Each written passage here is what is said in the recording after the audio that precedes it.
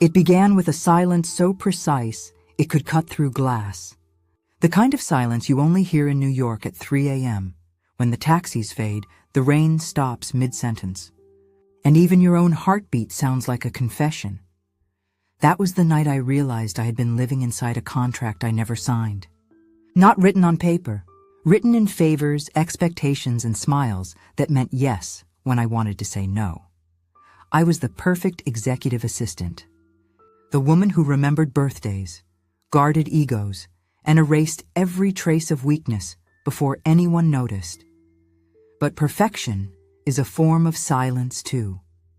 And silence has an expiration date. The next morning, Manhattan felt washed clean by the rain. Skyscrapers glistened like polished knives. I walked to the 37th floor of Westmore & Clyde Financial. Heels tapping in rhythm with the city's heartbeat, coffee in hand, mask firmly in place. Mr. Clyde was already there. Gray suit, gray soul, gray ambition. He didn't look at me when he said, "Emma, close the door." I did. He slid a file across the desk. "Your new assignment." Inside, a name, a company, a project worth more than my salary multiplied by infinity. And beside it, a photo of him. Nicholas Reed, the firm's youngest partner, the man every intern whispered about. Clyde's eyes sharpened. "You'll report directly to Reed now. Keep him on track, keep him happy." He paused. "And Emma, remember who you work for?" I smiled, the polite kind that hides defiance. Of course. Outside, the office buzzed with ambition. I walked toward Nicholas Reed's corner suite. Glass walls, skyline view, the smell of new money and arrogance. He was on a call, voice low, persuasive, dangerous. When he hung up, his eyes found mine, calculated interest, just shy of charm. "Emma Cole," he said, extending his hand. "I've heard you're the best." I took it. "Then you've heard correctly." He smiled, slow and deliberate. "Good, because I don't tolerate mistakes." Neither do I thought. That was the beginning of our silent contract. Days blurred into weeks. Nicholas worked like a storm, brilliant, impulsive, unpredictable. He'd pace the office barefoot at midnight, muttering about numbers and power. I learned his rhythms, his tempers, his secrets. He learned nothing about me. That was by design. People like him build empires on other people's silence. And I'd learned long ago. If you stay quiet long enough, people tell you everything. One night, around 10, I was still there, typing, finishing reports no one would thank me for. He stood by the window, city lights slicing across his face. "Why do you stay so late?" he asked. "Because you do," he smirked. "That's not an answer." "It's the only one you'll get." He turned then, really looking at me. "Has anyone ever told you you're impossible to read?" "All the time," he laughed softly. "I like that." Dangerous words spoken like a compliment. But in his tone, I heard the beginning of leverage. By November, rumors started about us. Whispers in hallways, side eyes in elevators. Every woman in that office knew what it looked like, a successful man and the quiet assistant always by his side. They weren't entirely wrong. There were late nights, shared glances, moments that balanced on the edge of something real. But I never stepped over.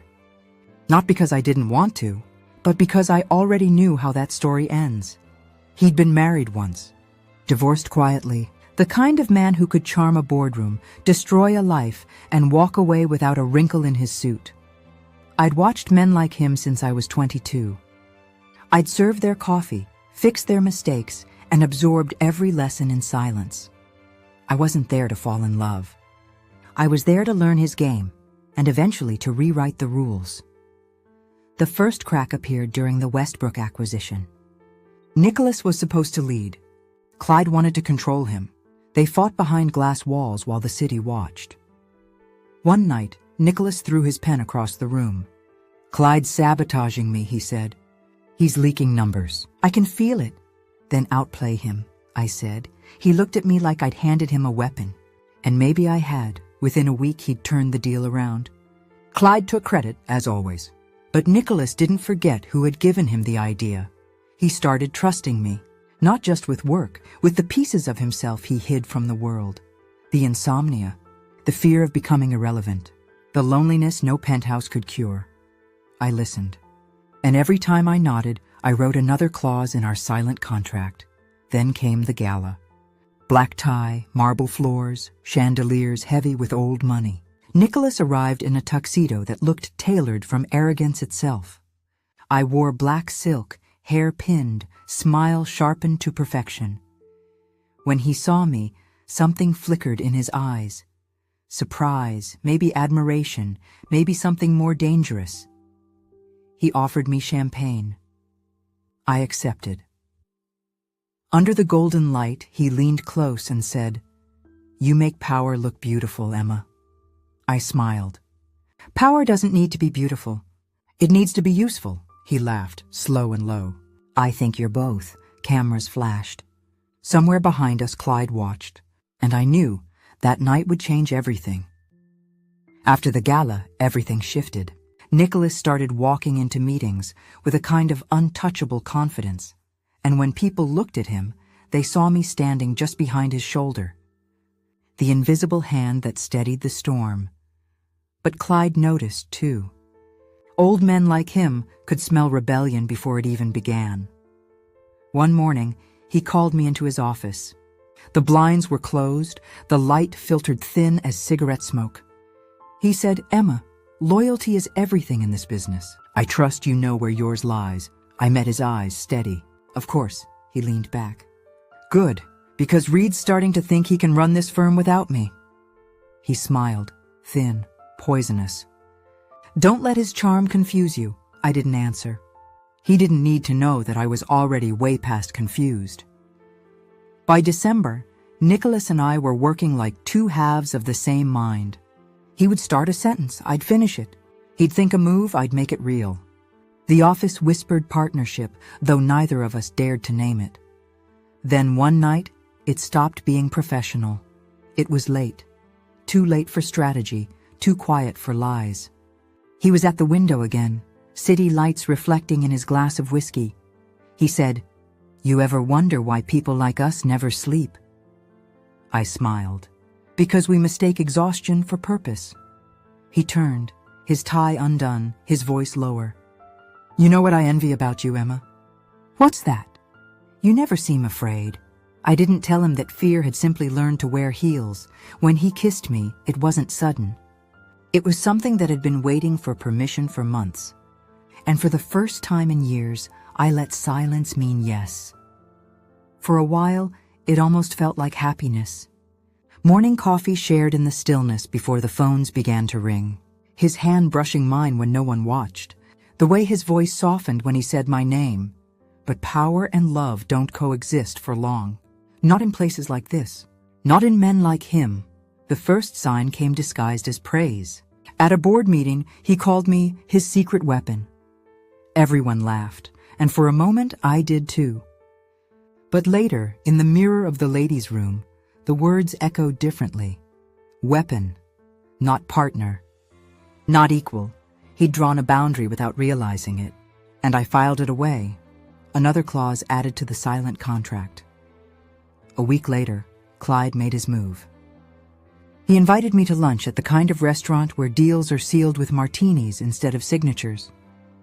He spoke like a father might, if fathers used threats instead of affection. "Emma," he said, stirring his drink, "you've done well. But Nicholas is reckless." "You know that," I didn't answer. He leaned closer. "I need someone on the inside, someone I can trust." There it was, the real offer. The trap disguised as opportunity. I smiled politely. "You mean a spy?" He chuckled. "Call it balance." I looked him straight in the eye. "If I ever choose a side, you'll be the first to know." He grinned, satisfied, not realizing he'd just been dismissed. That night, I told Nicholas. He laughed, shaking his head. "Of course he tried to use you." "He's terrified of us."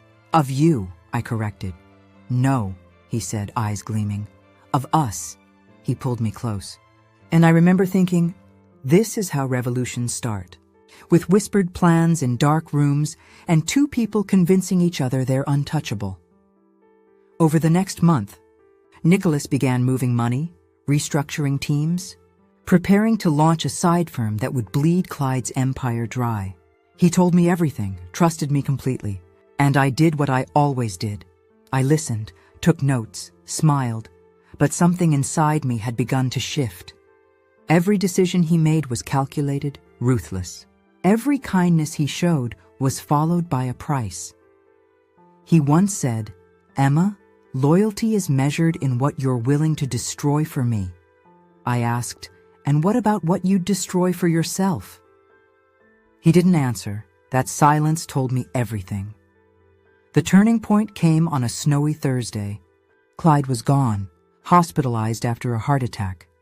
The firm was ours, at least in Nicholas's mind. He came into my office, eyes wild with victory.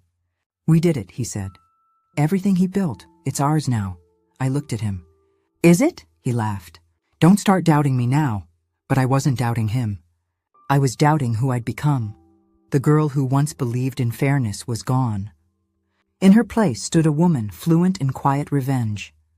2 days later, I found the folder, left open on his desk, maybe by mistake, maybe not. Inside were transfer records, new accounts, contracts with my name on them. Forged signatures. My name tied to crimes that weren't mine. He'd built an escape plan, and I was the decoy. For 10 full minutes, I couldn't move. The city hummed outside, oblivious. The rain on the glass sounded like applause for his betrayal. Then I smiled. Because finally, the contract had come full circle. I didn't confront him right away. That's not how real revenge works. It needs patience, precision, silence. I started small. A call to compliance about a minor irregularity. An anonymous tip to a journalist who owed me a favor. A transfer delayed here, a file misplaced there, and then the pièce de résistance, a single email scheduled to send from his account. One that connected him to every fraudulent deal he'd ever made. All I had to do was wait. It took a week. Then the board called an emergency meeting. Nicholas walked in smiling, walked out silent. I watched from my desk as security escorted him through the lobby, his perfect suit wrinkled, his eyes searching for someone to blame. He didn't look up at me, but when the elevator doors closed, I imagined he finally understood that silence had never meant weakness. That night, I went back to the office one last time. The city was quiet again, the kind of quiet that once terrified me. Now it felt like freedom. His name was already being erased from the walls. I sat at his desk, opened a blank document, and started typing my resignation letter. No speeches. No confessions. Just the truth. Some contracts are written in words, others in silence. I fulfilled mine.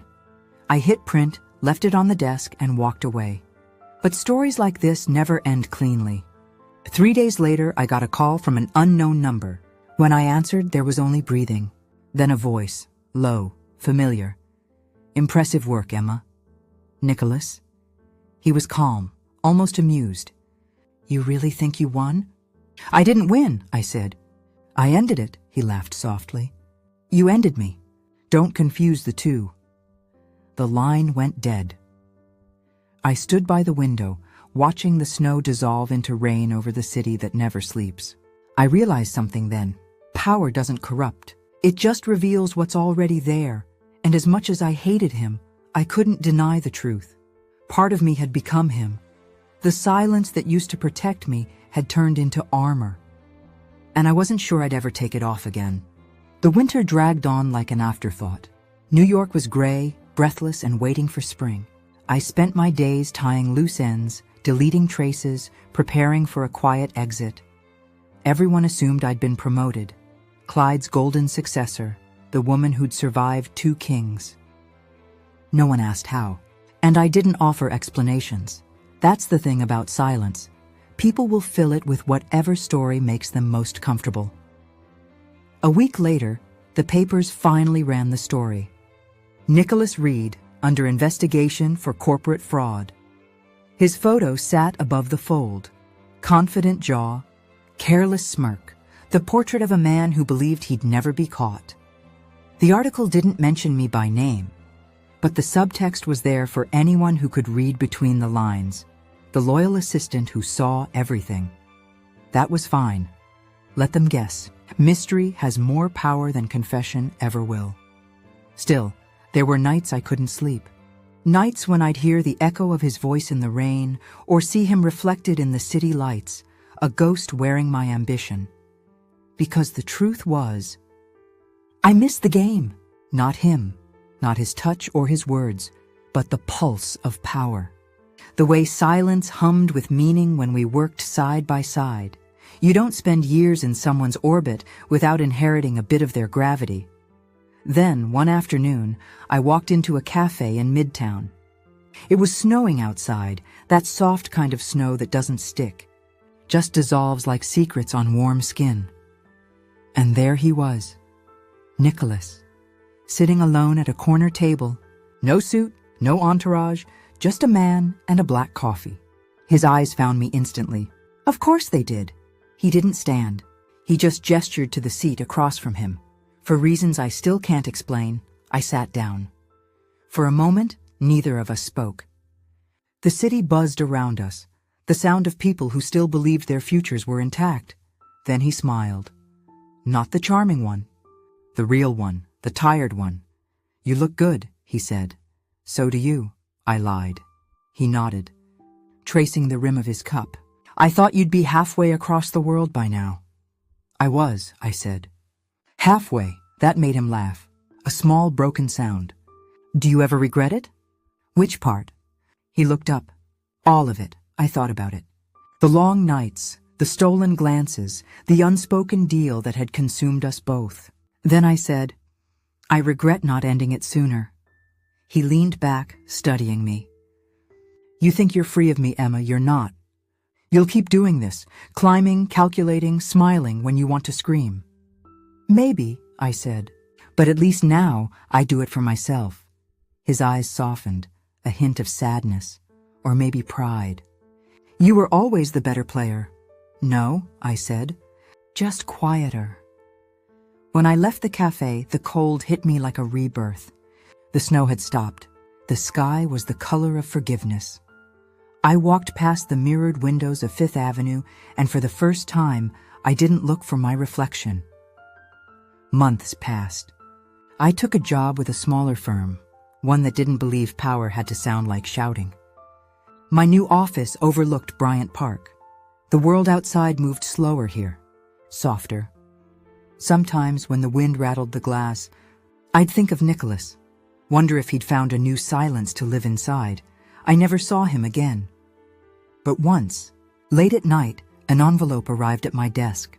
No return address. Inside was a single sheet of paper, typed, unsigned. To those who understand power, silence is never surrender. It's strategy, I smiled. Because for the first time, I agreed completely. That weekend, I went walking through Central Park. The city was waking up again. Joggers, families, vendors, all chasing small pieces of peace. I found a bench by the lake, sat down, and just listened. To the birds, to the wind, to the version of myself that had once been too afraid to speak. I used to think revenge was a destination, something you arrived at, triumphant and complete. But it's not. It's a process, a quiet one. It starts the moment you decide your pain deserves an audience and ends when you no longer care who's watching. Nicholas taught me how to fight in silence. I taught myself how to live there, and maybe that's all the victory I ever needed. That night, I stood by my window again. Same city, same skyline, different woman. Below me, the lights blinked like Morse code messages from a world still chasing noise. I whispered to the glass, contracts end, but silence lasts forever. The rain began to fall, not as punishment, but as peace, and I let it.